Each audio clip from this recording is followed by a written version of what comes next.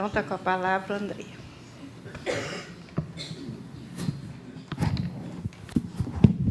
Bom dia a todos. É uma alegria retornar ao SEMA e partilhar com vocês, obrigado, desse seminário a respeito dessa temática, a respeito dessa realidade que é a sexualidade humana.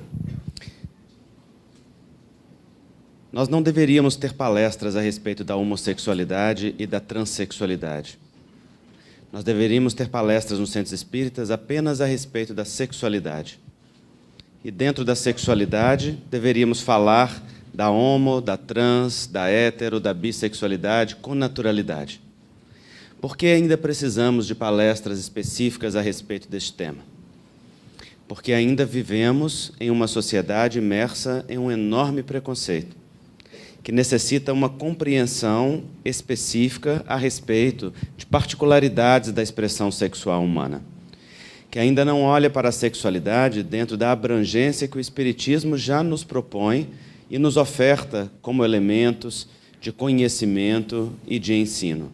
Ainda precisamos falar particularizadamente de uma ou outra manifestação da sexualidade, porque ainda em nossos corações, na nossa sociedade em geral, excluímos pessoas, expressões sexuais, manifestações, como se fossem questões que merecessem explicação ou que necessitassem de uma justificativa. Do ponto de vista espírita, a sexualidade é uma expressão e uma manifestação do divino em nós. A energia sexual é um dos grandes atributos que Deus dá ao homem para, na sua marcha em direção ao progresso, utilizar-se de uma força construtiva, criadora, sustentadora, mantenedora e perpetuadora de todas as forças. A energia sexual acompanha o espírito em todos os níveis, desde o momento inicial da criação até a sua destinação máxima, que ainda estamos longe de conhecer e saber. É uma força que nos acompanha em todas as etapas, desde o reino mineral, vegetal, mineral, em todas as expressões hominais. E ela é sempre uma força criativa, criadora, uma força que produz a vida. Diz Emmanuel, no livro Vida e Sexo, que por ela e com ela todas as civilizações da Terra se ergueram para as construções da sociedade. É a energia sexual que nós utilizamos para interagir, para trabalhar, para criar, para produzir, para movimentar. A energia sexual em si é divina em suas destinações e em suas funções.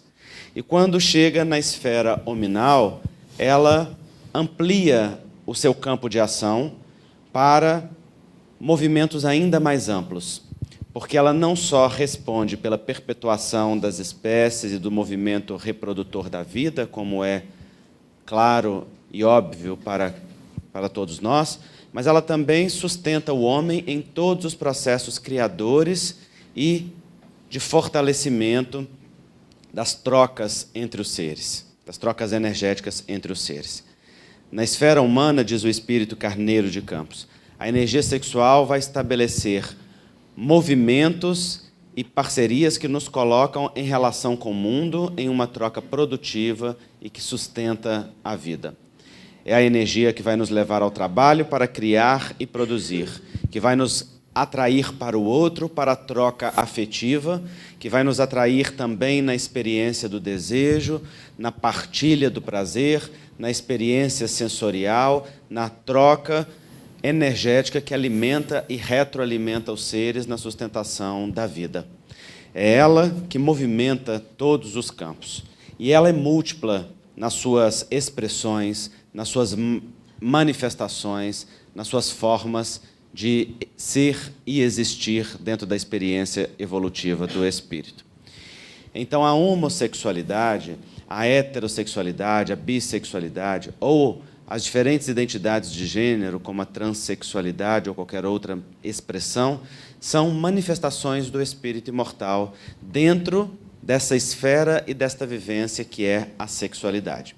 Mas a homo e a transexualidade ainda carregam estigmas, ainda carregam preconceitos, ainda carregam incompreensões que nos levam a desejar e a necessitar estudá-las de uma forma particularizada para quebrar barreiras, quebrar preconceitos e estabelecer pontes de compreensão e afeto que nos permitam entrar dentro desta temática de uma forma mais ampliada. Então, é um prazer partilhar com vocês este seminário. Ele é fruto de um trabalho de muitos anos. E quando eu digo muitos anos, estou dizendo pelo menos 15 anos de pesquisa dentro desta área. Foram produzidos 2 livros a este respeito, que eu vou partilhar com vocês aqui hoje. O primeiro deles, Homossexualidade sob a ótica do espírito imortal, que foi o livro que eu publiquei em 2012 a respeito da orientação sexual à luz do conhecimento espírita, e, recentemente, o Transsexualidades sob a ótica do espírito imortal, aqui. Transsexualidade sob a ótica do espírito imortal, que recentemente foi publicado para trabalhar o tema da identidade de gênero.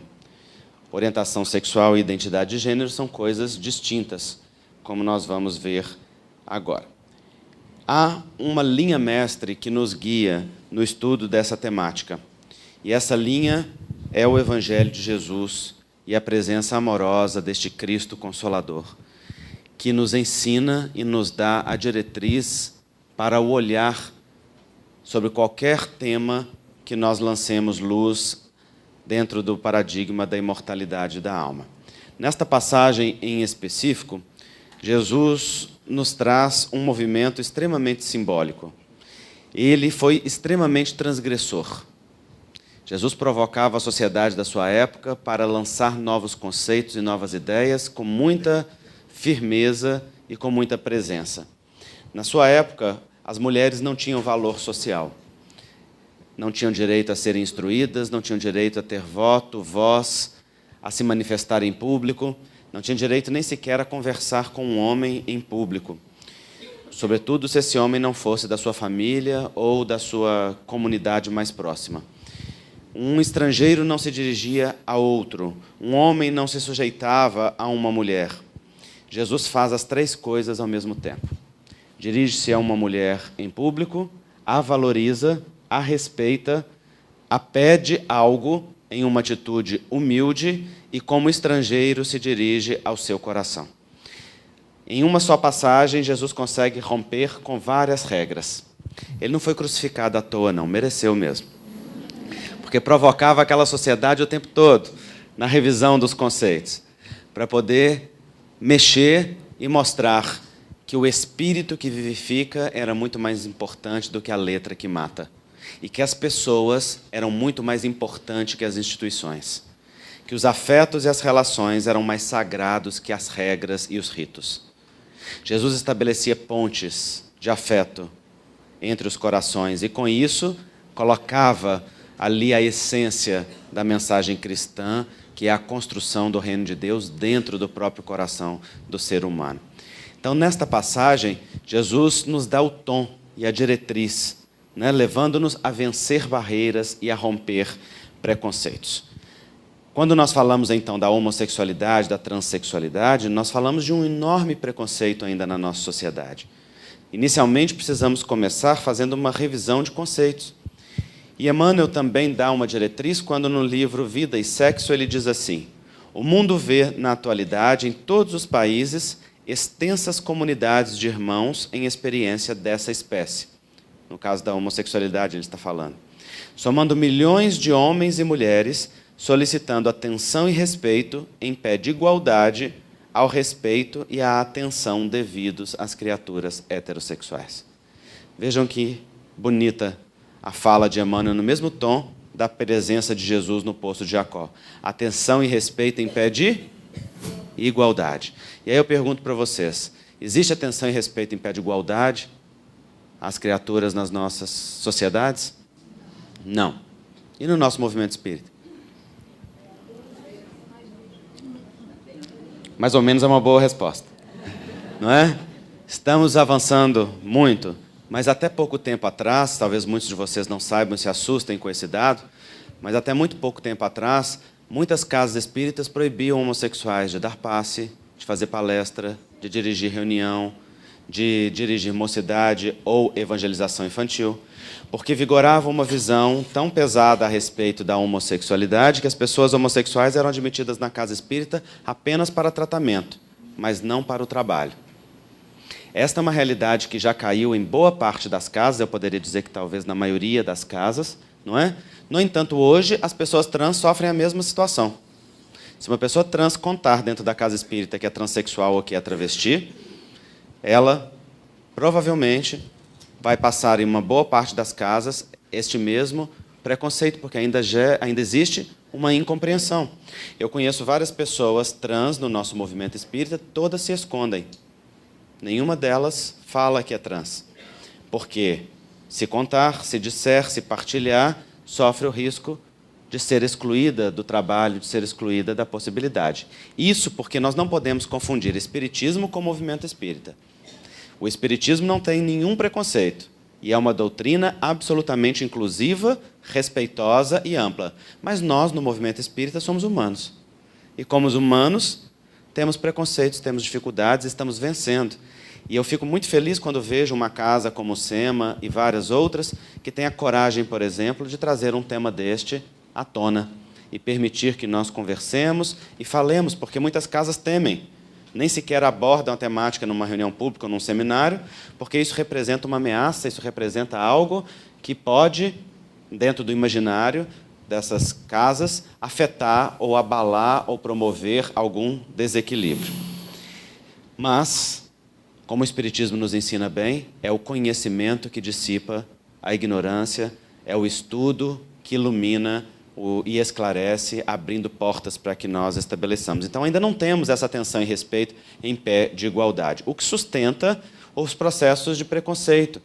E quando nós falamos de preconceito, nós falamos das nossas xícaras que estão cheias. Há um ditado chinês que diz que para colocar conteúdo novo em xícara cheia, é preciso primeiro esvaziar a xícara. E todos vocês já chegaram aqui com a xícara cheia. Porque nós temos conceitos que vêm da cultura, da família, da sociedade, da experiência que tivemos ou que não tivemos com aquela temática, e isso tudo promove em nós um movimento, não é? Então, nós vamos esvaziar a xícara, começando a falar dos preconceitos. Gosto muito dessa imagem para falar de preconceito, porque essa imagem nos mostra uma pessoa com rabo de macaco falando da orelha de macaco do outro. Quem tem rabo não tem orelha, quem tem orelha não tem rabo, mas no fundo é tudo uma macacada só. É ou não é? Preconceito é assim. Quando a gente aponta um dedo para o outro, tem 3 apontados para nós. E se é o outro ou nós que temos culpa no cartório, só Deus sabe.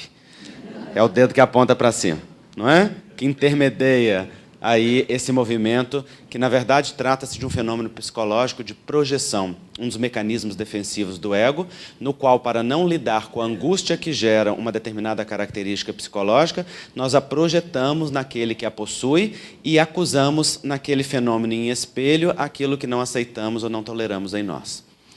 Então, este mecanismo e este movimento de não olhar para aquilo que vige, que vigora ou que incomoda dentro de nós, leva-nos naturalmente a criticar, a excluir aquele que é diferente, aquele que é portador de uma característica que questiona um modo de ser, um modo de se comportar.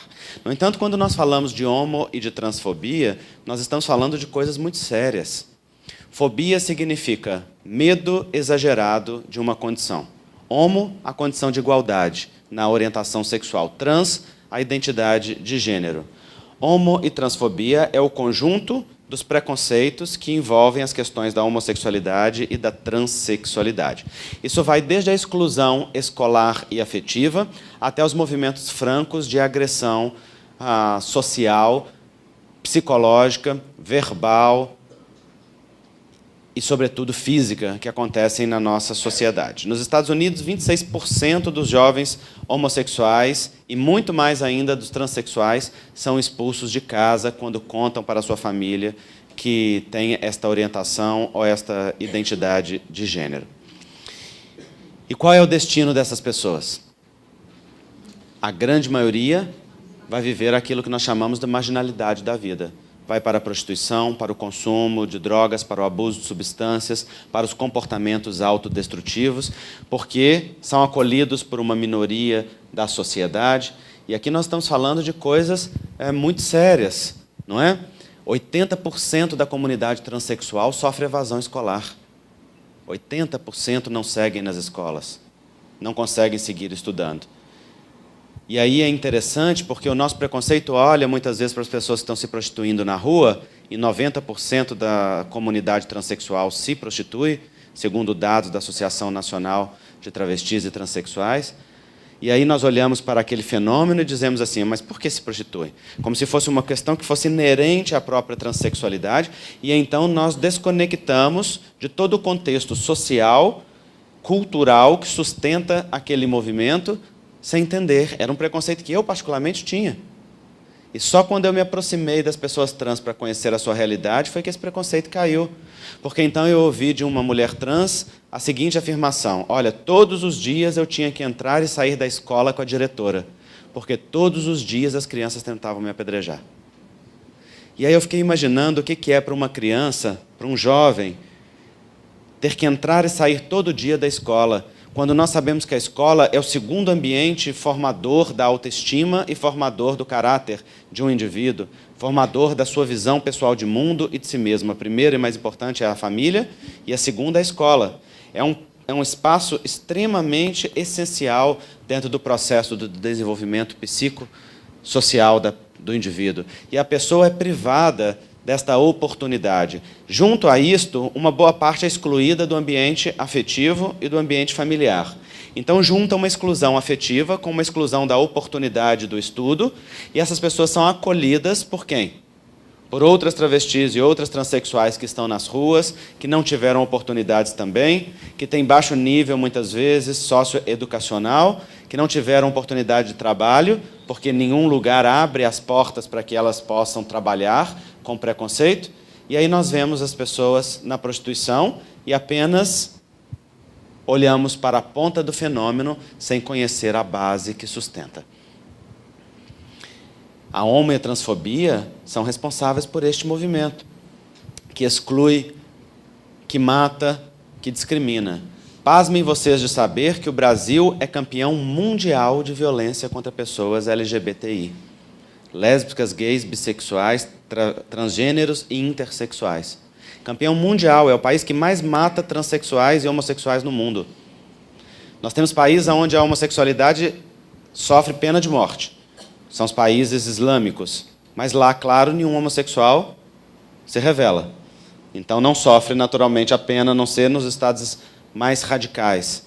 Mas nos países democráticos, onde devia existir o maior direito e o maior respeito, é exatamente o país que mais mata. No nosso país, a cada 26 horas, uma pessoa homossexual ou transexual é assassinada, gente.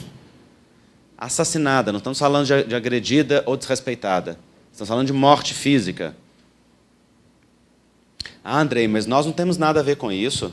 Nós somos espíritas cristãos, nós estamos dentro do centro espírita, nós estamos aqui trabalhando pelo bem do próximo, nós não temos nada a ver com esse movimento de violência social que mata pessoas LGBTI. Temos sim. Porque as pessoas que estão na rua assassinando pessoas homossexuais ou transexuais são, segundo as pesquisas, homens, em geral, machistas, bastante machistas, que vivem estereótipos de conduta sustentados pelo machismo. O machismo é um contexto cultural que atribui ao homem um valor e uma superioridade, e tudo aquilo que se assemelha à mulher, uma inferioridade.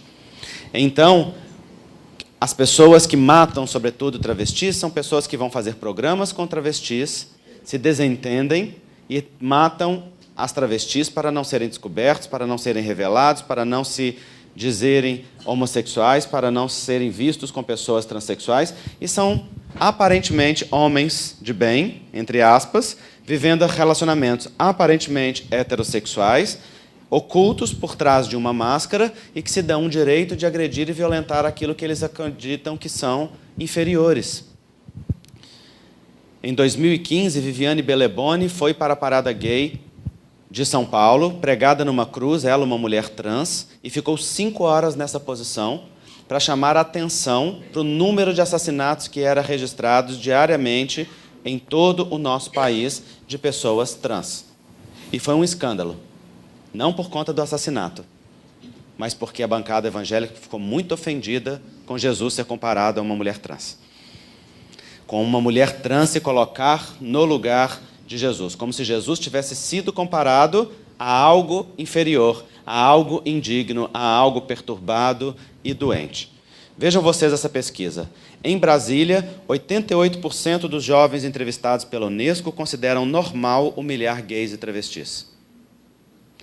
27% não querem ter homossexuais como colegas de classe. 35% dos pais e mães de alunos não gostariam que seus filhos tivessem homossexuais como colegas de classe. Nessa época, um gay, travesti ou lésbica era assassinado a cada 2 dias, a cada 48 horas. Isso foi em 2006. Hoje é a cada 26 horas. Segundo os dados da comunidade, do Grupo Gay da Bahia, que é o grupo que faz levantamento no país a respeito dessas notícias. Por que os jovens acham que é normal humilhar gays e travestis? Onde que eles estão aprendendo que é normal humilhar gays e travestis? Dentro de casa, onde as piadas sexistas são feitas, onde nós mostramos estereótipos de gênero bem marcados no masculino e no feminino estereotipados, onde ensinamos a discriminar, onde ensinamos a menosprezar qualquer homem que se assemelhe às mulheres ou que tenha características femininas, onde estabelecemos uma superioridade masculina e um direito do homem de se sentir melhor, maior e cheio de direitos, onde ensinamos que o homem pode ter quantas mulheres quiser, desde que faça isso às ocultas, que o homem pode trair à vontade e manter relações porque tem direito, e a mulher deve ficar servindo aos homens. O que sustenta esse pensamento? É o machismo. É o pensamento que atribui ao homem um pseudo-poder. E que todos nós fazemos. E que nós transmitimos dentro da tradição oral sem nos darmos conta. E quando vamos ver, nós estamos sustentando esse movimento de violência social. Esses dias um amigo gay me mandou uma piadinha com travesti. Ele é atleticano, lá em Minas Gerais tem a rixa entre o Atlético e o Cruzeiro, era um dia de clássico, e ele mandou uma piada em que comparava um torcedor cruzeirense a uma travesti. Mostrava uma foto de uma travesti vestida de azul e fazia uma brincadeira, entre aspas, com o torcedor do time rival. Eu mandei a seguinte resposta para ele: homem gay fazendo piada com travesti? E ele respondeu assim para mim: esqueci que você é um mala. Ou seja, esqueci que você não tem humor, que você não sabe brincar. Então eu respondi para ele: bom, não se trata de não ter humor. Se trata de que no momento que você tenta humilhar o rival comparando a uma travesti, você está reforçando o estereótipo de gênero, o estereótipo da sexualidade, de que a travesti é algo inferior, de que é algo digno de escárnio, que é algo digno de ser tratado como ridículo, e você não se dá conta de que, ao fazer isso, você está sustentando também o mesmo movimento que depois vai segurar a faca que é enfiada na barriga dessa travesti na rua. E na hora que você vira a notícia no jornal, você vai olhar e falar: poxa, que sociedade hipócrita é essa que nos discrimina? Você que é homossexual e passou por discriminação. E não percebe que você faz a mesma discriminação que te machuca. Que você sustenta a mesma faca que te fere. E que você também é parte deste movimento de assassinato social.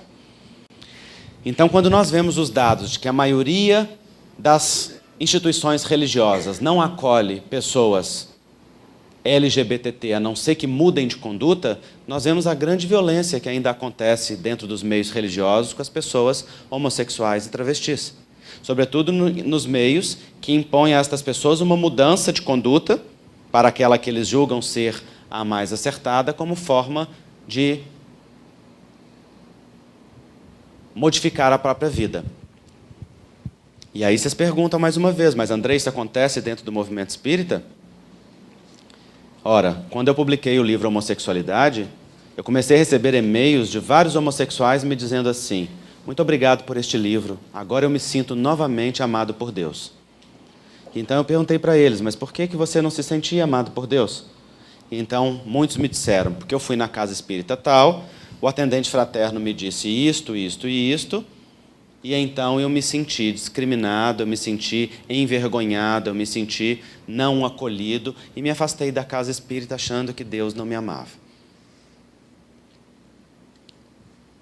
Então nós precisamos nos esclarecer para acolher, esclarecer para compreender, porque graças a Deus isso tem acontecido cada vez menos e cada vez mais nós vemos os movimentos de acolhimento, de amplidão dentro dessa proposta, mas ainda acontece. Não é? Então vamos pensar conceitos, porque só caímos nos preconceitos quando não conhecemos os conceitos.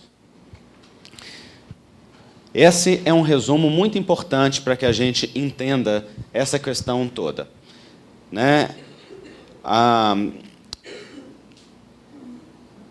Esse bonequinho, ele traz um resumo daquilo que seja o sexo biológico, a orientação sexual, a identidade de gênero e a expressão sexual. Sem compreender a diferença entre esses conceitos, nós fazemos uma grande confusão entre as várias situações.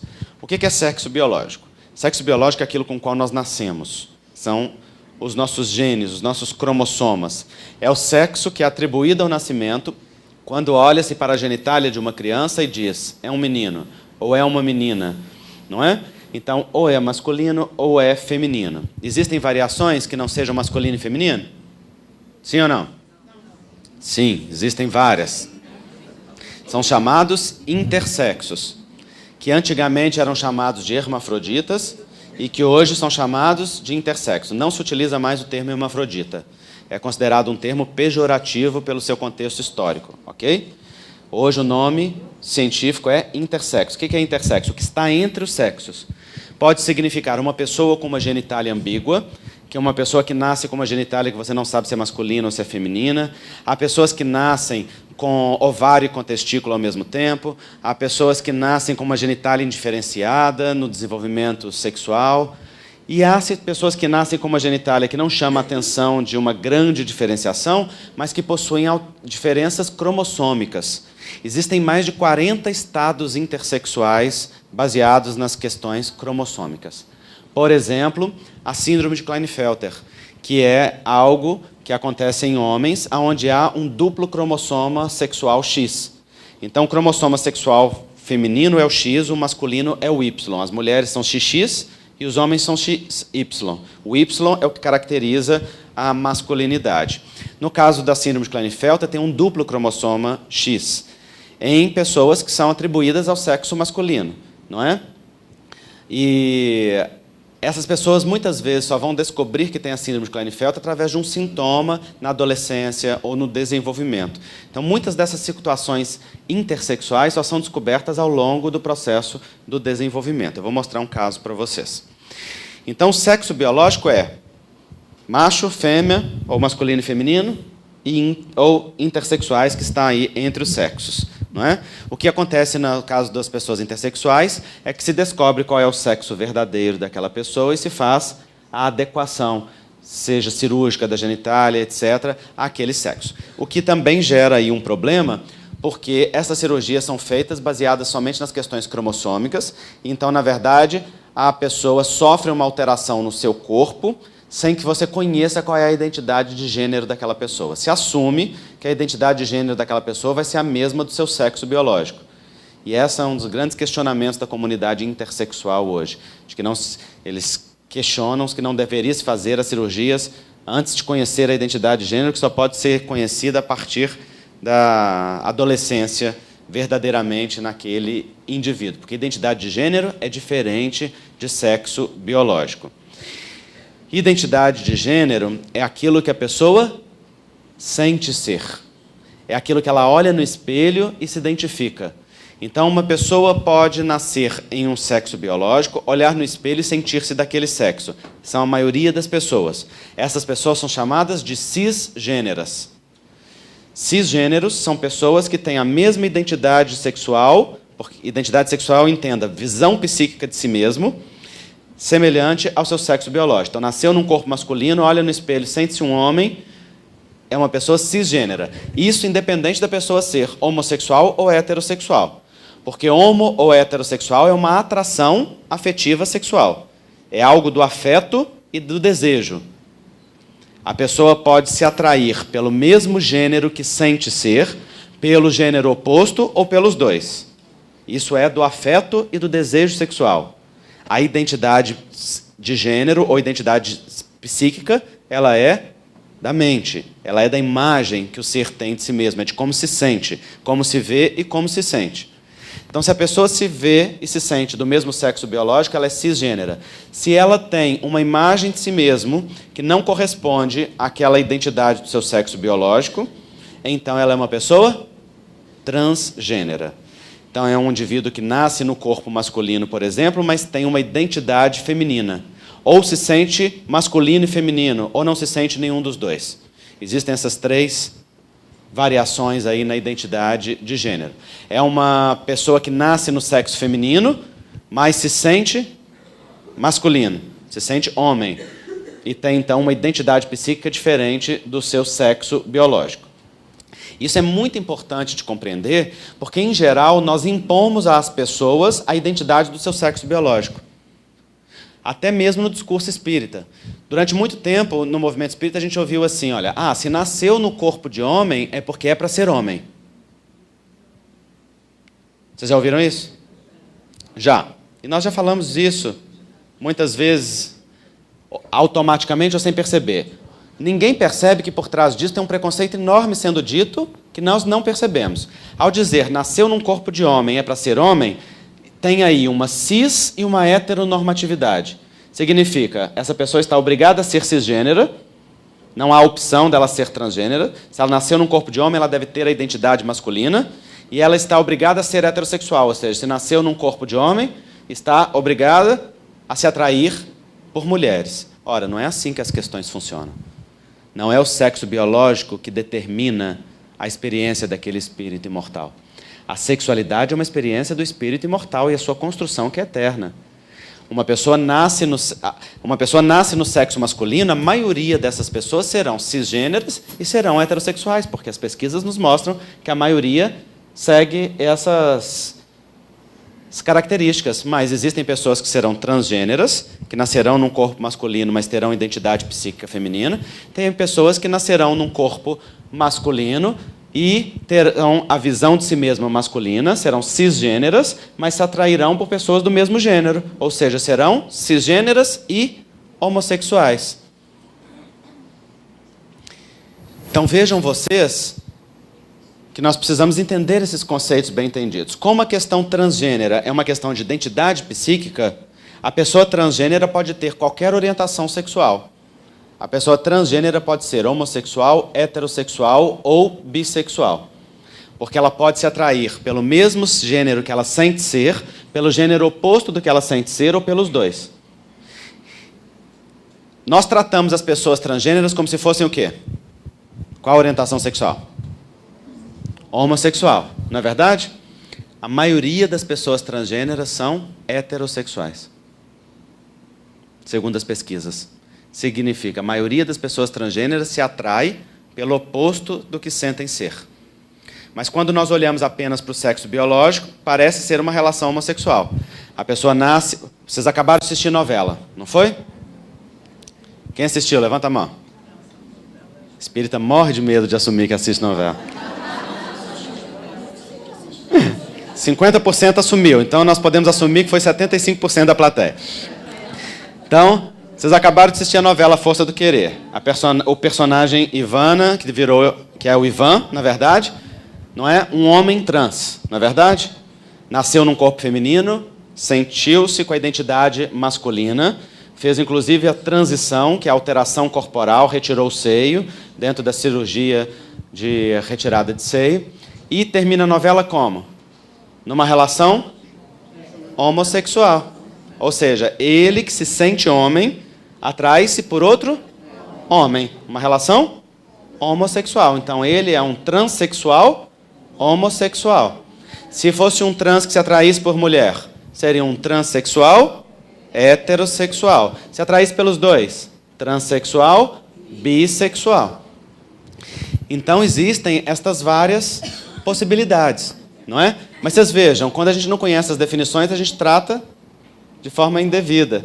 A maioria das pessoas transexuais é tratada como se fosse homossexual. Nós temos na literatura espírita um caso muito clássico disso, está na obra de Manuel Filomeno de Miranda. É o caso do espírito Lícia, que no livro é tratado como Lício, mas é tratado na literatura como se fosse um jovem homossexual, e na verdade se trata de um jovem transexual heterossexual. Eu apresento isso no livro aqui, essa discussão de caso. Lá é claramente dito que o espírito tem uma identidade feminina, mas na época que foi escrito o livro, naturalmente ainda não se tinham esses conceitos muito claros para se fazer essas definições com toda a clareza, mas é preciso ter hoje, porque continua sendo repetido, inclusive, aquele caso, e quem de fora do movimento veja e leia, entendendo, vai achar que os espíritas não sabemos do que estamos falando, quando, na verdade, não se trata de um jovem homossexual, se trata de um jovem transexual, heterossexual, e, naquele caso ali, de uma experiência de abuso sexual que ocorre. Depois vocês dão uma olhada nesse caso para conhecer. Eu narro ele no livro. Então, identidade sexual é psíquica, orientação sexual é do afeto, sexo biológico é o sexo do corpo do indivíduo. E expressão sexual é a forma como o indivíduo manifesta a sua sexualidade. A roupa que usa, a forma como se comporta, e essa expressão pode ser masculina, pode ser feminina ou pode ser andrógena. Há pessoas que não têm uma identificação nem com masculino nem com feminino. Elas se consideram os dois ou não se consideram nenhum dos dois. Essa classificação hoje é chamada de gênero não binário, ou de genderqueer, ou de gênero fluido. Existem várias nomenclaturas para essa descrição da identidade de gênero, que não se identifica com nenhuma masculinidade ou feminilidade na nossa sociedade. Isso é importante de vocês conhecerem para entender as situações que se apresentam aí no dia a dia, sobretudo na mídia, não é? Então, aqui nós temos um resumo dentro dessa imagem, que é a identidade sexual, vocês veem lá em cima, pode ser masculina, feminina ou gênero fluido. A expressão sexual, como a pessoa se mostra, masculina, feminina ou andrógena. O sexo biológico, macho, fêmea ou intersexo. E a orientação sexual, homossexual, heterossexual ou bissexual. E tem hoje uma outra classificação que se chama pansexual. Pansexual é o mesmo do bissexual, só que o pansexual não só se atrai pelo binarismo macho-fêmea, mas se atrai também pelos gêneros fluidos ou não binários. Por isso que o termo pan significa todo, ou seja, se atrairia por todas as expressões de gênero, a da masculinidade, da feminilidade e aquelas que não se adequam a essa expressão, ok? São coisas que vocês vão ver aí no dia a dia. Tá claro isso, gente? Tá dando nó na cabeça? Não. Porque quem não entende isso daqui vai interpretar equivocadamente. Nós fazemos confusão a respeito desses conceitos. Esses conceitos precisam estar muito claros. Por exemplo, no livro Vida e Sexo de Emmanuel, no capítulo 21, que, na minha opinião, é o melhor texto a respeito da homossexualidade, começa na primeira linha com um erro conceitual.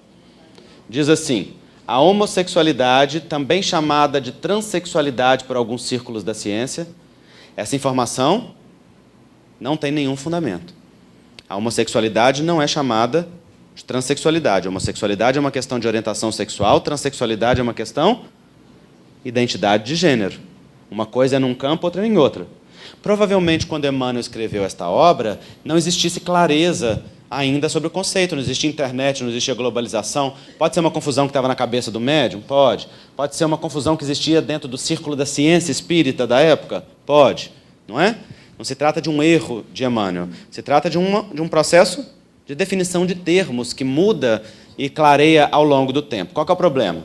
O problema é que até hoje não tem uma notinha de rodapé no Vida e Sexo explicando isso, ou, o que era muito mais adequado, esse complemento não foi retirado, que deveria ter sido retirado do texto, para se fazer uma análise. E então as pessoas costumam olhar e falar assim: bom, Emmanuel está dizendo, então é inquestionável. Não é assim? Quando eu publiquei essa informação, inclusive, no livro Homossexualidade, as pessoas falaram assim comigo: como que você ousa questionar Emmanuel? E eu respondi: eu ouso questionar Emmanuel com Allan Kardec, em O Livro dos Médios, que nos ensina a analisar qualquer informação mediúnica de qualquer médium, por mais confiável que seja. Até hoje, não encontrei nenhum erro na obra psicográfica de Chico Xavier. Mas essa informação tem uma informação truncada, provavelmente de definições de termos da época, e nós precisamos esclarecê-la. Não se trata de questionar a validade da grandeza da obra desses dois gigantes da vida. Se trata simplesmente de nós compreendermos, porque a gente repete, a gente copia o texto e cola, e aí muita gente no movimento espírita faz só Ctrl+C, Ctrl+V. Copia e cola, copia e cola, copia e cola. Sem saber defender aquela ideia, sem saber explicar aquilo. E acontece que a identidade espírita não é a da decoreba, é a do entendimento. É a da compreensão, é da lógica e do bom senso no entendimento de uma determinada situação. Então nós precisamos pensar. Porque se nós não temos esses conceitos claros e não fazemos essas diferenciações, na hora de fazermos uma interpretação, um entendimento à luz do Espiritismo, nós acabamos fazendo movimentos de preconceito velado sem nos darmos conta, né? Então aqui vocês conhecem Dione Freitas. Dione Freitas é uma mulher intersexo e transexual. Dione tem síndrome de Klinefelter, que foi descoberta só na adolescência, e, como eu disse para vocês, a síndrome de Klinefelter é XXY, ou seja, deveria ser um menino com síndrome de Klinefelter. E ela foi tratada como menino durante longo tempo. Só que a sua identidade psíquica sempre foi feminina. Então, ela, além de ter a questão intersexo, que é uma questão cromossômica, ela também tem a expressão transexual. Dione é uma mulher linda. Tive a oportunidade de conhecer, fazer uma palestra junto com ela no Centro Espírita, em Curitiba. E foi uma das experiências mais lindas que eu já tive dentro do movimento espírita, porque foi muito espontâneo. Eu aproveitei que estava em Curitiba, falei com ela, vem cá para a gente se conhecer, porque não nos conhecíamos pessoalmente. E na hora que ela entrou no seminário, ela chegou atrasada, estava na hora que eu estava falando do intersexo. E eu falei com ela, aproveita que você está aí e já vem para o palco. Eu já puxei ela para o palco e ela já foi partilhando a história dela. E vocês podem ver essa palestra no YouTube, ficou tocante. Eu larguei o seminário e fui só arrancando coisas dela e aproveitando e comentando à medida que ela ia falando. E ficou uma coisa muito linda e muito tocante. E ela nos deu um grande presente contando a sua história. Ela contou, por exemplo, que quando pequena ela passava na rua, as pessoas cuspiam nela, tacavam pedra, xingavam. E aí uma pessoa da plateia ficou incomodado com aquilo e falou assim com ela, mas Dione, como é que você está falando hoje com tanta doçura a respeito disso? Porque muitas pessoas trans, ou mesmo homo, adquirem uma postura defensiva que se tornam agressivas contra a sociedade em função da agressividade que sofreram. E acabam passando a atacar de reverso esse movimento. A Dione não tem isso, a Dione é uma mulher doce. E ela então perguntaram, mas você está falando disso com tanta leveza, com tanta doçura, o que te deu força para isso? Ela parou, pensou um pouquinho, algo constrangida, e disse assim, eu perdoei. E então ele não se deu por satisfeito e perguntou assim, mas o que te ajudou a perdoar? E ela ficou um pouquinho mais constrangida e disse assim, foi minha fé. E ele também não se deu por satisfeito e perguntou para ela, mas o que especificamente dentro da sua fé? Ela já tinha admitido que o budismo e o espiritismo tinham sido as únicas coisas que tinham consolado ela dentro da trajetória dela. Mas ele, certamente inspirado pelo plano espiritual, estava ali desejoso de saber algo mais e ele acabou arrancando uma pérola dela. E ele falou assim, mas o que especificamente dentro da sua fé te ajudou? E ela parou, pensou um pouquinho, ela é tímida, e aí ela falou assim, bom, eu vou compartilhar algo que eu nunca compartilhei com ninguém, mas aqui eu me sinto à vontade para compartilhar. Depois eu falei com ela, agora você se ferrou, porque está gravado, eu vou botar no YouTube, então você partilhou aqui, agora você vai partilhar em qualquer lugar, porque agora todo mundo já está sabendo. E aí ela disse assim, eu desde pequena sou médium, e desde pequena eu vejo os espíritos com naturalidade. E particularmente um espírito cresceu junto comigo. Quando eu era criança, ele se manifestava como criança, quando eu era adolescente, ele se manifestava como adolescente, e à medida que eu fui desenvolvendo, ele também foi se manifestando em formas diferenciadas. E era um grande companheiro meu, conversava muito comigo. E então eu passava na rua e vivia situações e as pessoas diziam para mim, você não é amada por Deus, você é uma perversão, você é perturbada, você é uma doença, você é isso, você é aquilo. E então ele virava para mim e falava assim, não, minha querida, Você não é nada disso, não. Você não é perturbada, você não é doente, você não é nada. Você é uma filha de Deus, muito amada por Ele. Apenas perdoe e espere. E quanto mais violência eu sofria, mais Ele me dizia isso. Apenas perdoe e espere. E Ele um dia me disse, um dia a sua história vai consolar muita gente. E ela disse, esse dia já chegou. Hoje eu já partilho a minha história, consolando outras pessoas. E aí vocês vejam a beleza do mundo espiritual.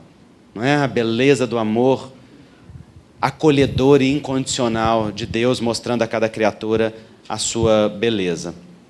Não é? Então as pessoas trans, elas passam muitos desafios, como por exemplo o reconhecimento social, nome social. As pessoas trans devem ser tratadas, gente, pelo seu nome social, significa o nome que a pessoa escolhe para si, não pelo nome do seu documento. Tratar a pessoa pelo nome do documento ou obrigá-la a se vestir ou se comportar conforme o seu sexo biológico é uma grande violência com as pessoas trans e responsável, segundo as pesquisas, por altos índices de sofrimento psíquico. Pasmem vocês de saber que 41% dos jovens transexuais tenta suicídio até os 20 anos de idade. 41%. Porque sofrem evasão escolar, porque sofrem exclusão afetiva, porque não se aceitam como são, porque não são aceitos da maneira que são. É um altíssimo índice de tentativa de autoextermínio. As pesquisas demonstram que quando essas pessoas são tratadas pela sua identidade psíquica e têm direito a se expressar conforme a sua naturalidade, isso é diminuído significativamente. O uso do banheiro é um grande problema, não é? Porque as pessoas transexuais não podem usar o banheiro do sexo da sua identidade psíquica, não se sentem à vontade no banheiro do gênero que lhes foi atribuído ao nascimento e ficam nessa situação que é desconfortável. Então, por isso, hoje em dia, existem esses banheiros que vocês veem nas imagens, que são banheiros com símbolo de neutralidade de gênero, ou seja, todo mundo, né? Eu gosto muito daquele ali do lado, ali está escrito em inglês, "We don't care", significa, nós não nos importamos, né? Qual é o seu gênero, qual é a sua identidade psíquica. Esse banheiro, todos são bem-vindos. E aí as pessoas ficam pensando que isso pode ser um campo de violência, sobretudo com as crianças nas escolas, ficam com medo de que uma criança seja violentada. É interessante porque se atribui uma violência simbólica às pessoas transexuais, que, na verdade, elas são as vítimas dessa violência. Essa violência está sendo imposta a elas. E, na verdade, se tenta defender as crianças delas, como se alguém de uma identidade psíquica diferente, utilizando aquele banheiro, pudesse ser uma ameaça de violência, não é? Como se não houvessem violências simbólicas entre pessoas do mesmo gênero, como se entre mulheres não tivessem agressões e brigas, como se entre homens não tivesse nenhuma ameaça. Então, é uma fantasia que, na verdade, só representa uma ameaça dentro do campo de pensamento, né? O acesso ao trabalho e à oportunidade, como nós dissemos, é muito difícil. Aqui vocês veem a imagem da transição. Esse é um homem trans que passou pela transição, que são as mudanças corporais. No caso dele, ele fez a hormonioterapia, não é? Retirou os seios. E a transição é muito variável. Há pessoas trans que fazem a transição, há pessoas trans que escolhem não fazê-la, há pessoas que fazem parcial, há pessoas que apenas retiram o seio, há pessoas que só tomam hormônio, há pessoas que só mudam a sua expressão sexual, há pessoas que sentem necessidade de fazer a sua adequação de gênero completa. A chamada cirurgia de mudança de sexo é um termo muito inadequado. A cirurgia é chamada hoje de cirurgia de readequação sexual ou readequação ao gênero, porque, na verdade, o que se faz é só uma adequação da genitália ao sexo da identidade de gênero daquela pessoa. Não existe mudança de sexo. A pessoa continua com os mesmos cromossomas. Seu sexo biológico continua o mesmo a vida inteira, não é? Mas o que há é uma mudança de expressão dentro do seu campo sexual. Aí, dentro das questões espíritas, geralmente as pessoas perguntam assim, Andrei, será que isso lesa o perispírito? Será que gera algum dano para as questões perispirituais? Eu sempre fico perguntando assim, bom, será que você faz essa mesma pergunta quando uma mulher entra para fazer uma mamoplastia redutora? Ou quando uma mulher vai para uma sala de cirurgia plástica para fazer uma lipoaspiração? Ou para fazer uma mudança e uma raspagem óssea para mudar a face? É interessante porque nós só pensamos na cirurgia mutilatória do perispírito quando se trata de pessoas trans. Porque quando se trata de pessoas cisgêneras e heterossexuais, está tudo normal. Está tudo muito bem, não é? É interessante perceber que o corpo espiritual, ele obedece ao corpo mental. O corpo mental é a sede da forma e do conteúdo do corpo espiritual. Uma pessoa trans, ela tem a imagem de si mesma conforme o seu sexo biológico, conforme o sexo oposto ao seu sexo biológico? Oposto. Então, nasceu num corpo de homem, mas se vê como uma mulher.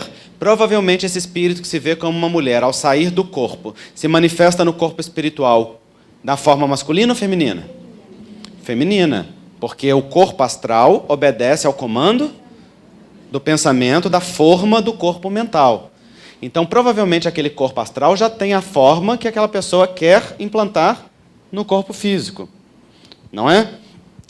Então, dentro dessa perspectiva, nós precisamos compreender que lesão no corpo espiritual é gerada quando há intenção de dano, quando há intenção de automutilação, quando há intenção, porque é a força psíquica e afetiva daquele ato é que gera uma marca no corpo espiritual. Uma pessoa que adequa, por exemplo, o seu corpo, seja numa cirurgia plástica, que visa a autoestima feminina, ou seja, uma cirurgia plástica que visa uma readequação sexual, está buscando o quê? Ter paz consigo mesmo, estar bem consigo mesmo, estar no movimento de autoamor, não é? Nós não vemos como que isso possa gerar um dano no corpo espiritual daquela pessoa. Ah, Andrei, mas se aquela pessoa reencarnou naquele corpo é porque ela tem que ficar naquela expressão. Ora, se fosse assim, nenhum de nós fazia alteração nenhuma no corpo que vive. Nós mudamos cabelo, nós mudamos corpo, nós mudamos forma, nós mudamos o tempo todo o nosso corpo e as nossas características de acordo com aquilo que nós vamos vivendo ao longo do processo encarnatório, não é assim? De acordo com a autoestima, de acordo com o que nós desejamos, e claro, tudo isso tem um limite, né, de saúde ou não, mas existem várias alterações que são feitas dentro daquela realidade. Eu fiquei muito tocado quando eu entrevistei pessoas trans, e um jovem trans, que é inclusive um palestrante espírita, na sua casa espírita, no interior de um estado aí, ele me disse assim: as pessoas me dizem que se eu nasci mulher, eu devo ficar num corpo de mulher. Ora, Deus não me colocou num corpo de mulher. Deus me colocou numa experiência transexual. Quando eu ouvi ele falando isso, eu achei muito bonito, porque existia uma compreensão amorosa da própria experiência muito mais profunda do que nós poderíamos ver de fora. As pessoas querem me impor que eu me comporte conforme o sexo biológico que eu nasci, enquanto, para mim, a verdadeira oportunidade, luta de construção da minha autoestima, de aprendizado, de crescimento, de progresso, é, na verdade, a experiência transexual, e eu a reconheço nesse nível, e a aceito. Ou seja, ele estava em paz com a própria experiência transexual, não é? Então, o processo da transição, ele é um processo variável. Cada pessoa faz de acordo com aquilo que sinta necessitar, e eu não estou dizendo aqui nem que a pessoa tem que fazer, nem que não tem que fazer, porque isso é uma decisão pessoal. Nós não ditamos regras para o outro. Cada um é que sabe o que necessita. Tem pessoas que não dão conta de conviver com a sua genitália. Há psicólogos americanos que dizem que tem transexuais que pegam no seu genital com toalha. Tamanha a ojeriza que tem da sua própria sexualidade, por conta da rejeição àquele corpo. Essas pessoas sentem a readequação sexual como absolutamente necessária para a autoestima. Os homens trans, em geral, esmagam os seios com faixas por conta daquela expressão. Particularmente os seios para os homens trans representam algo muito simbólico, porque os seios são muito simbólicos da feminilidade, né? Acontece, gente, que andar com uma faixa apertando o seio é a mesma coisa que um homem andar com uma faixa apertando os testículos. Promove a mesma dor física e o mesmo desconforto, apertar a glândula mamária. Vocês já imaginaram o nível de sofrimento que isso representa para uma pessoa? Isso foi apresentado agora na novela. O João Nery, que é este homem trans, que hoje no nosso país é célebre porque se tornou um dos principais ativistas, escreveu esse livro Viagem Solitária, Memórias de um Transsexual 30 anos depois, e o João conta essa experiência em detalhes, de como que ele esmagava os seios, como que isso representava para ele um grande sofrimento, e ele chamava a menstruação de monstruação, porque para ele, homem trans, a menstruação representava um símbolo de feminilidade muito intenso, que para ele aumentava o sofrimento psíquico dele. E é por isso que se usam nas adolescentes trans os bloqueadores hormonais da puberdade. Saibam vocês que nenhuma criança é submetida nem a tratamento medicamentoso, nem a tratamento cirúrgico. Essa informação que por vezes é veiculada na mídia é mentirosa. Nenhuma criança é submetida a nenhum tratamento. Criança, o máximo que se faz é se comportar com a roupa e ser tratado pelo sexo oposto ao seu sexo do nascimento quando se trata de uma criança trans. Só existe tratamento hormonal para crianças trans a partir do estágio 2 de Tanner do desenvolvimento psicossexual. Isso significa na adolescência. E o que se usa nesse momento são os bloqueadores hormonais da puberdade para impedir que os sinais da puberdade venham, porque é estabelecido cientificamente que os sinais da puberdade em indivíduos trans é um agravante e um indutor de tentativa de autoextermínio. Então, bloquear a puberdade nas pessoas trans é visto como um movimento de preservação da vida e de assegurar a autoestima e o bem-estar de um indivíduo em processo de desenvolvimento e construção da sua autoestima. Isso é preciso entender. E as cirurgias, gente, cirurgia só é feita em adulta. Só adulto passa por cirurgia, né? A pessoa precisa responder por si mesmo ou ter responsáveis suficientemente aptos a fazer uma decisão desses campos. Então, cirurgias são coisas que indivíduos adultos são submetidos. E isso é importante de entender para compreender esse processo da transição e o que ele representa. É importante aqui dizer que as pessoas travestis são pessoas trans. Antigamente se fazia uma distinção entre travestis e pessoas trans. Eu mesmo fazia, quando lancei a obra Homossexualidade, eu dizia assim, travestis são pessoas que não têm conflito, uma disforia de gênero tão marcada. Disforia de gênero significa sofrimento em relação ao conflito do seu gênero psíquico com o seu sexo biológico, tão marcada, e não necessitam de fazer a mudança, a cirurgia de mudança de sexo ou as mudanças corporais, enquanto as pessoas trans são pessoas que precisam. Essa definição naquela época podia ser uma definição corrente. Hoje não é mais, porque hoje nós sabemos que as pessoas trans são um conjunto de expressões e não apenas uma forma de manifestação. Por isso que o livro chama Transsexualidades, no plural, e não simplesmente transexualidade.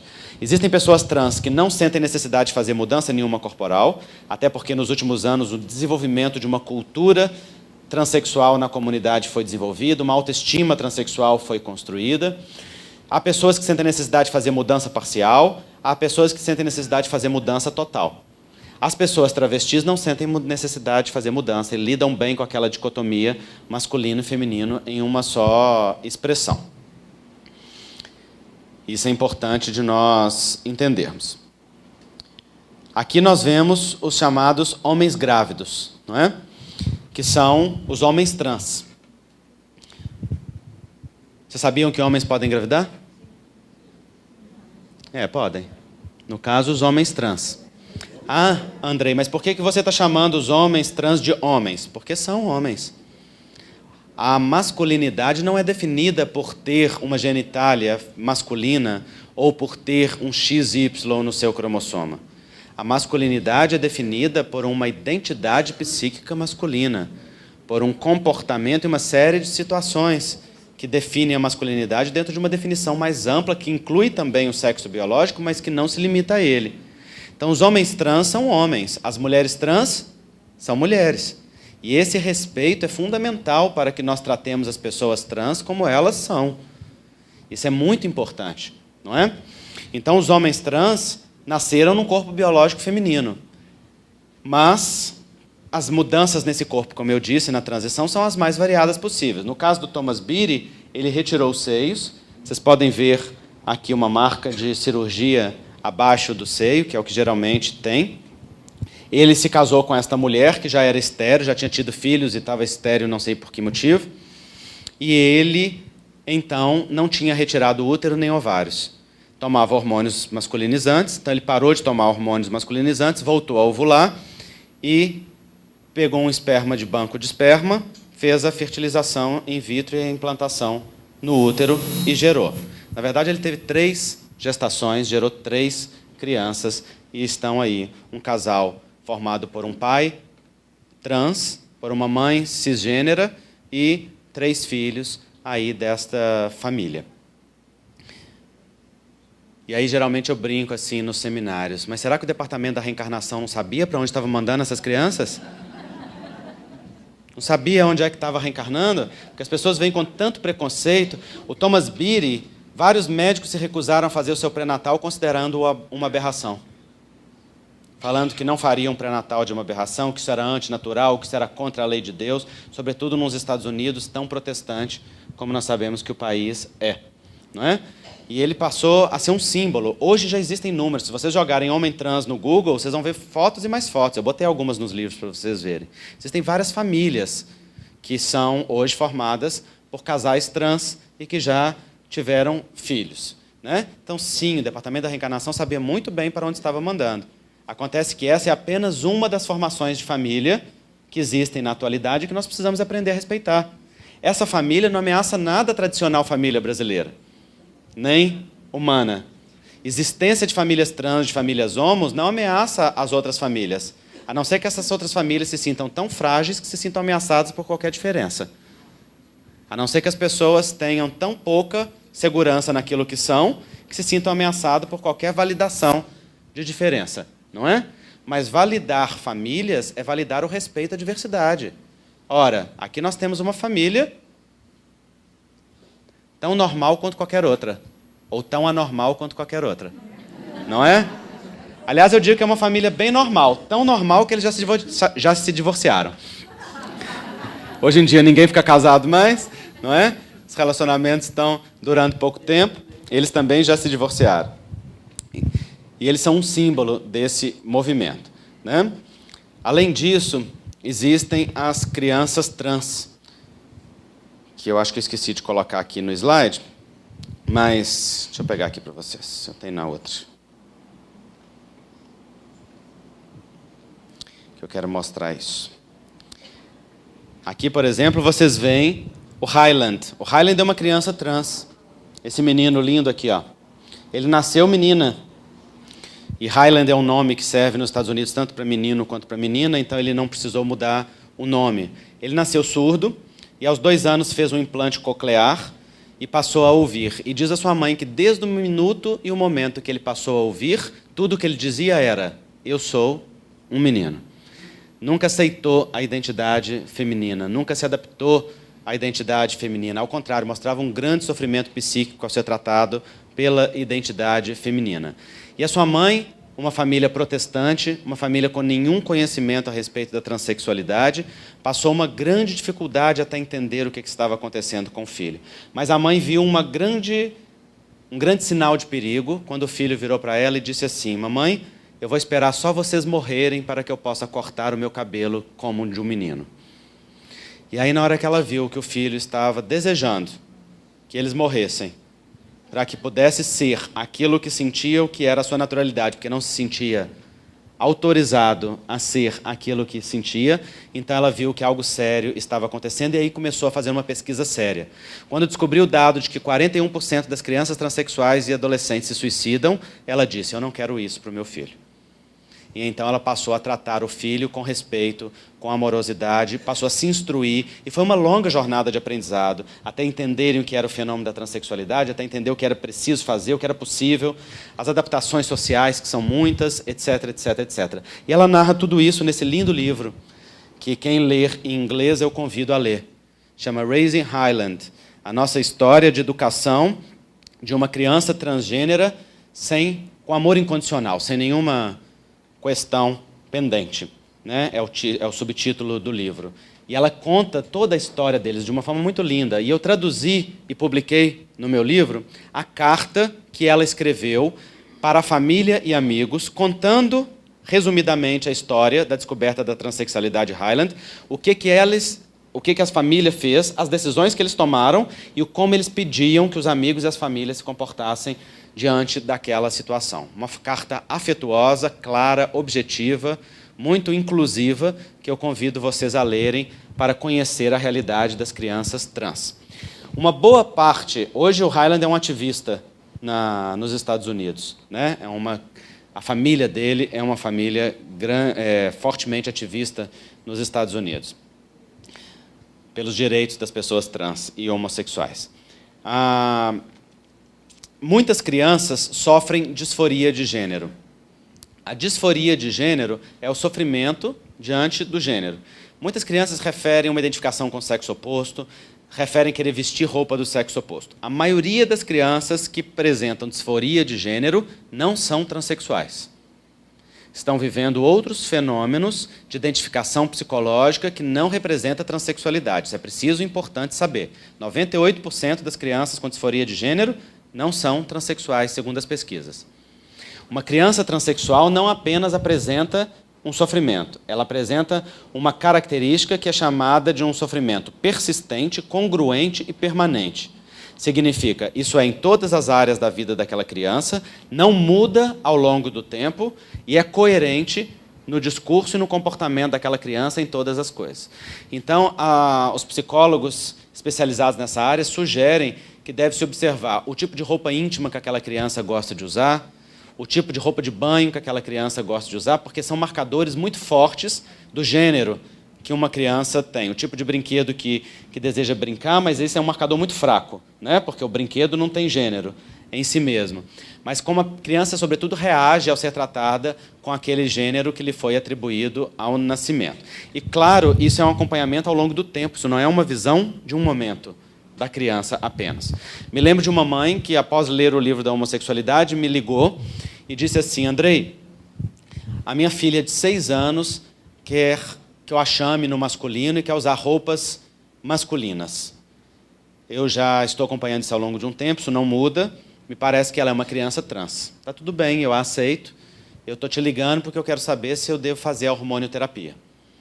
Então estava claro que aquela mãe também não entendia do fenômeno da transexualidade, era uma mãe amorosa, acolhedora, queria permitir que a filha tivesse o melhor acolhimento, mas não sabia, por exemplo, que não se faz hormonioterapia em crianças e etc. E eu falei para ela, não, nada de fazer hormonioterapia, vamos acompanhar e observar essa expressão, não é? Sugeri a ela acolher aquilo que a filha expressava para ver como que aquilo seguia. Aconteceu que quando aquela criança fez 7 anos, o que nós sabemos que é um marcador muito importante de reencarnação, aquela realidade mudou. E aquela disforia de gênero não persistiu. Então, ela era uma daquelas crianças que se encaixa dentro deste grupo de crianças que não é uma criança trans. Tinha uma disforia de gênero, tinha alguma coisa que era uma identificação psicológica qualquer na história de vida dela, e a psicologia explica para a gente isso muito bem, que não representava uma transexualidade. Então, existem crianças trans? Sim, existem.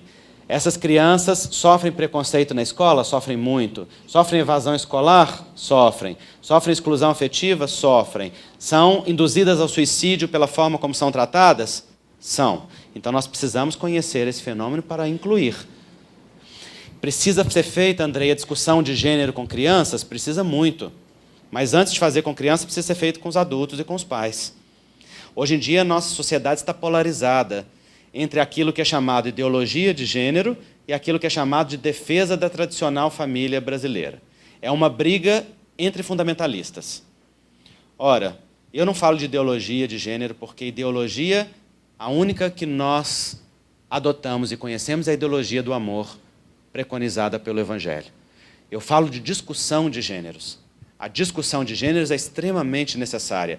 E muito necessária por conta de outras questões muito mais importantes. Por exemplo, discutir gênero é discutir o papel do masculino e do feminino na nossa sociedade, a forma como nós vivemos masculinidades e feminilidades. Quem é que são as vítimas principais da violência de gênero? Quem? As mulheres. Exatamente. As mulheres são as maiores vítimas da violência de gênero.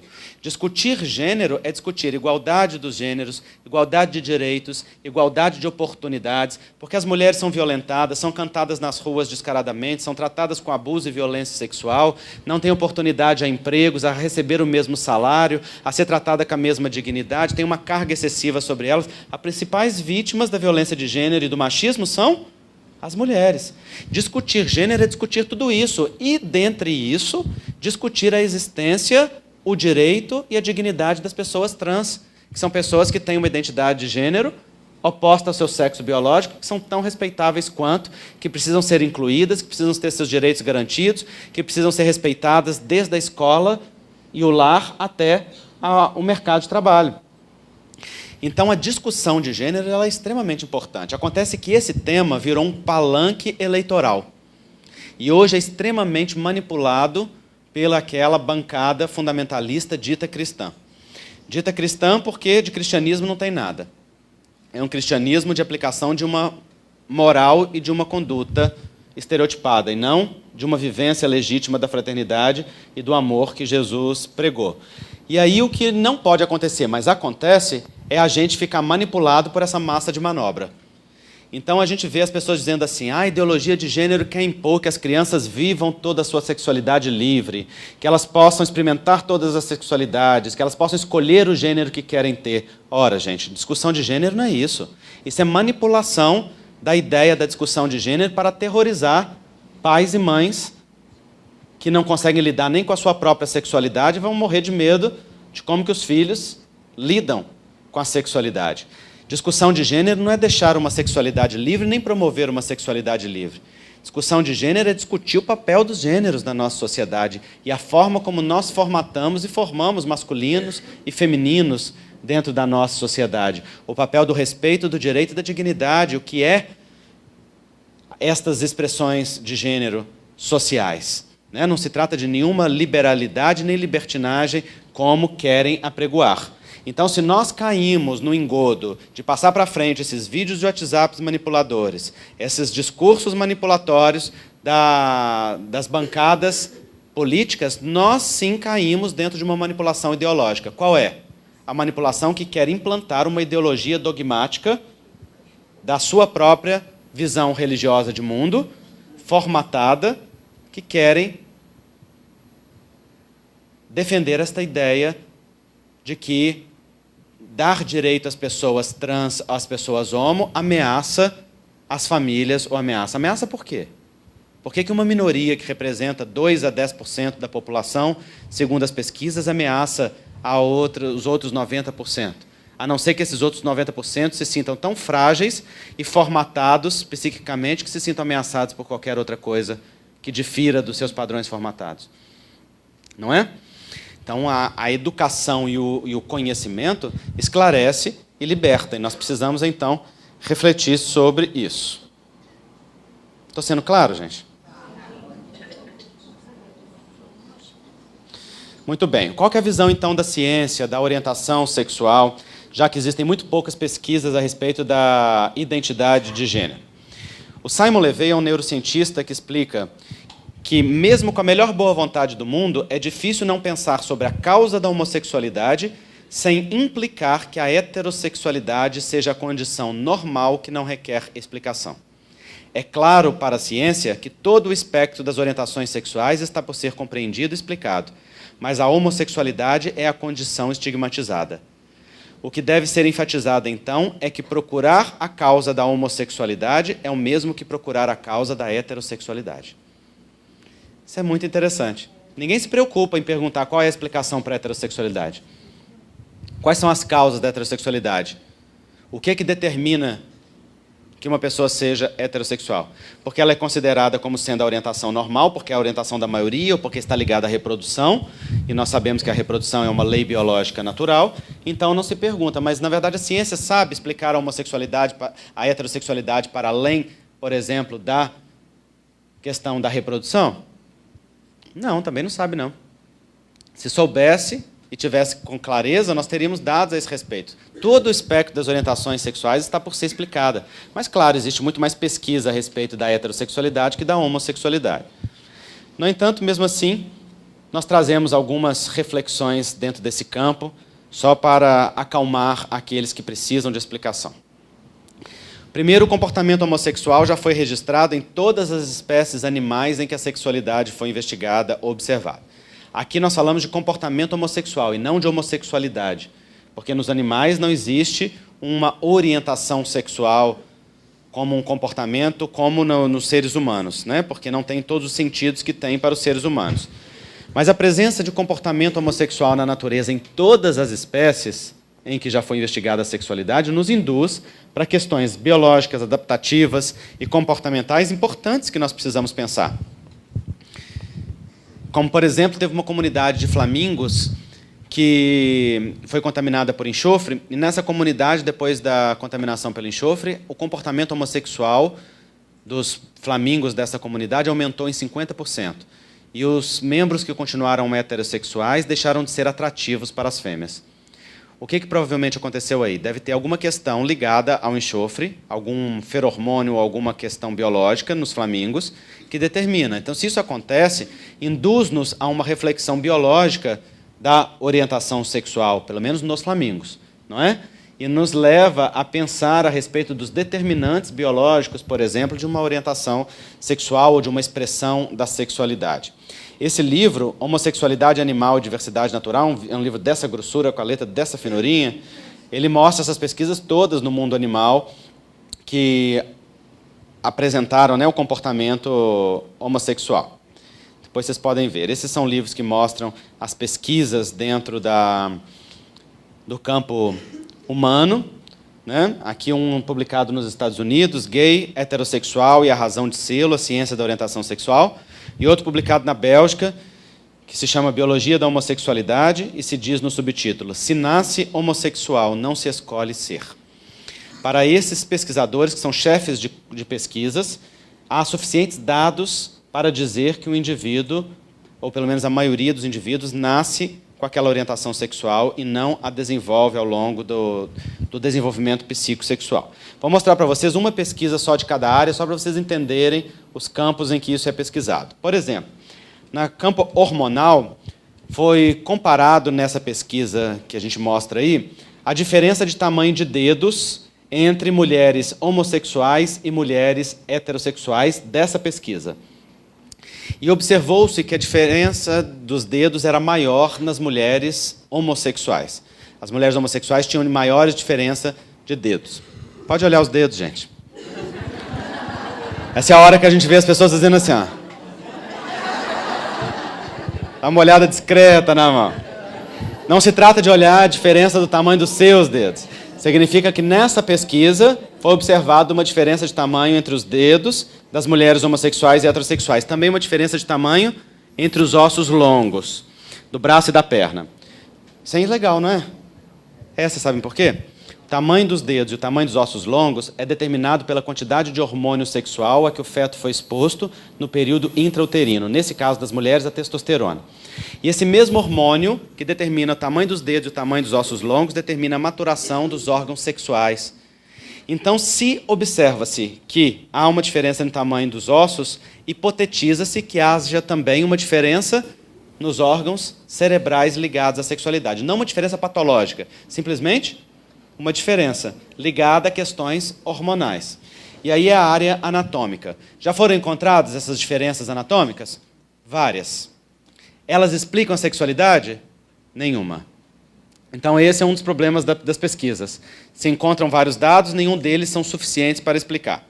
Mas a área cognitiva reforça essa ideia anatômica. Porque na área cognitiva, por exemplo, foi observado que homens homossexuais possuem influência verbal e memória semelhantes ao de mulher. O que isso significa? Não sei por que vocês estão rindo, gente. Significa que homem fala pelo cotovelo, né? Também. E tem melhor memória. A gente sabe que as mulheres fazem mais coisa ao mesmo tempo, não é? O cérebro de um homem, se você quiser que dê curto-circuito, é só mandar fazer 2 ou mais coisas ao mesmo tempo. Porque o cérebro do homem é orientado para uma atividade por vez. O da mulher, não. Por que que isso acontece? Embora a mulher tenha menos neurônios.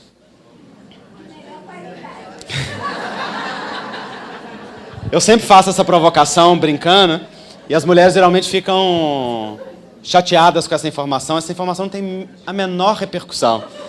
Por quê? Porque não se trata do número de neurônios que determina qualquer característica numa pessoa. Se trata da conexão entre os neurônios que determina a complexidade cerebral. E acontece que as mulheres têm maior número de fibras no corpo caloso, que é aquela parte do corpo, do cérebro, que comunica os dois hemisférios. Então, as sinapses, as comunicações, as redes neuronais na mulher permitem esta comunicação e esta habilidade de fazer mais coisas ao mesmo tempo, com maior concentração e com maior foco. Ora, se observa que homens homossexuais dessa pesquisa têm fluência verbal e memória semelhantes ao de mulheres heterossexuais, se hipotetiza que o cérebro também tenha conexões semelhantes. Então, é um achado cognitivo que reforça a hipótese anatômica. Mais uma vez eu reforço, não é nenhuma hipótese de questão patológica. É simplesmente uma observação de características anatômicas. Mas a área genética é a mais impactante. Essa pesquisa, por exemplo, pesquisou 800 pares de gêmeos separados ao nascimento e criados por famílias diferentes. E percebeu que uma pessoa, quando um dos gêmeos era homossexual, o outro também era em 80% dos casos. Pessoas gêmeas, criadas por contextos socioculturais, familiares, educacionais diferentes, igualmente homossexuais, em 80% dos casos, o que é um índice altíssimo, não é? De semelhança na expressão da sexualidade. Estes achados em conjunto sustentam aquilo que o Jacques Balthazar disse: evidentes dados científicos para dizer que uma pessoa nasça homossexual e não escolha ser. Não se trata de uma escolha, não se trata de uma opção sexual, se trata de uma condição ou de uma orientação sexual. A gente não diz opção, ok? Um outro termo que também não se diz é o termo homossexualismo. Homossexualismo é um termo que era utilizado até 1973, enquanto a homossexualidade era considerada doença, que foi durante 100 anos. Primeiro ela foi criminalizada, e as pessoas iam para a cadeia mesmo por serem homossexuais. Depois foi patologizada e durante 100 anos foi classificada como doença até 73. Em 73 caiu. E hoje nós vemos o termo transexualismo caindo. Não se usa também mais transexualismo nem travestismo. Tudo que tiver ismo em medicina, nesse campo da sexualidade, você deleta do seu HD. Se você fala homossexualismo, saiba que tem um conjunto de preconceitos que vem junto com esse termo que você tem dentro de você. Não tem como usar o termo homossexualismo sem pensar no conceito de doença, sem pensar no conceito de perturbação, sem pensar no conceito de alguma coisa alterada no indivíduo, ok? Então, é um termo que não utiliza. Hoje existe um movimento pela despatologização da transexualidade. E o que aconteceu é que, por exemplo, quando eu publiquei o livro Homossexualidade, vigorava o DSM-4, o Manual Diagnóstico e Estatístico em Saúde Mental número 4. E esse diagnóstico, ele classificava como transexualismo e travestismo as expressões da transexualidade. Logo depois foi publicado o DSM-5, e o DSM-5 não traz mais os termos transexualismo nem travestismo. E o termo transtorno de identidade de gênero foi abolido. Tanto é que eu já preciso mudar, por exemplo, as definições que eu coloquei no livro Homossexualidade, porque quando foi publicado em 2012 ainda era o DSM-4. Quem me chamou atenção para isso foi uma mulher trans, num seminário que eu fui fazer em Londres sobre a homossexualidade, e no intervalo desse workshop, essa mulher trans chegou perto de mim e falou assim, pegou o livro e falou assim: isso aqui que esse livro mostra é aquilo contra o qual eu lutei minha vida toda. Eu falei, meu Deus, eu escrevi um livro tão inclusivo, tão amoroso, tão...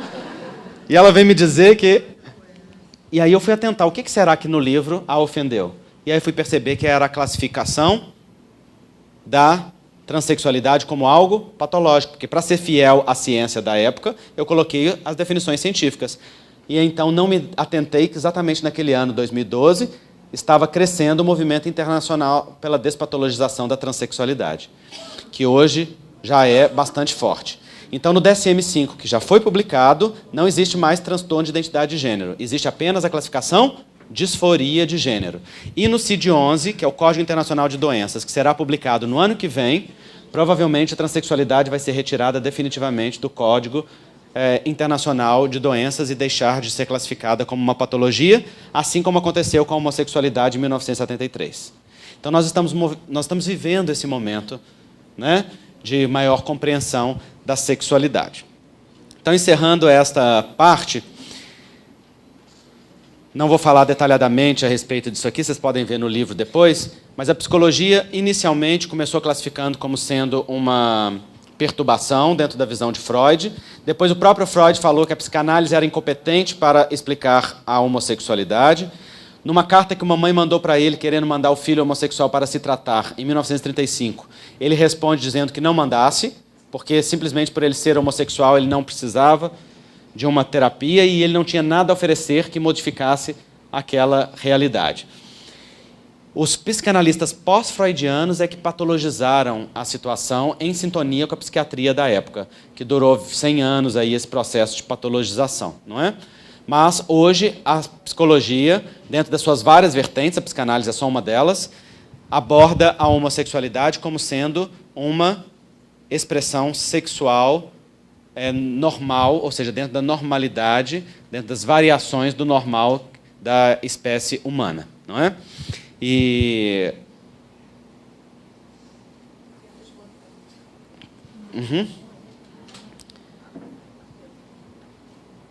vou deixar para entrar nisso na volta, que eu quero falar mais a respeito disso. Então, hoje, essa visão da psicologia, ela trata esta questão como uma das expressões normais da sexualidade. Está claro até aqui, gente? Ok. Então, no intervalo, eu fico aí à disposição. Ali fora, vocês vão encontrar os vários livros da Associação Médico Espírita de Minas Gerais. Não só essas duas obras minhas, mas as outras obras que eu publiquei. Cura e Autocura, Alto Amor e Outras Potências da Alma. Reconciliação, consigo mesmo, com a família, com Deus. Todas essas são minhas. Pílulas de Esperança, Confiança e Alto Amor, que é do Espírito Dias da Cruz, através da minha psicografia. E livros infantis também são meus. E outras obras de médicos e psicólogos da Associação Médico Espírita de Minas Gerais. Livros sobre dependência química e emotiva afetivo sexual, sobre câncer, sobre saúde mental, tem 2 livros, sobre doenças dentro da visão espírita, etc, etc. Todas estas obras, todos estes livros, têm os seus direitos autorais e a sua destinação integralmente doado para o trabalho espírita. É preciso que isso seja dito e sempre reforçado, tá bom?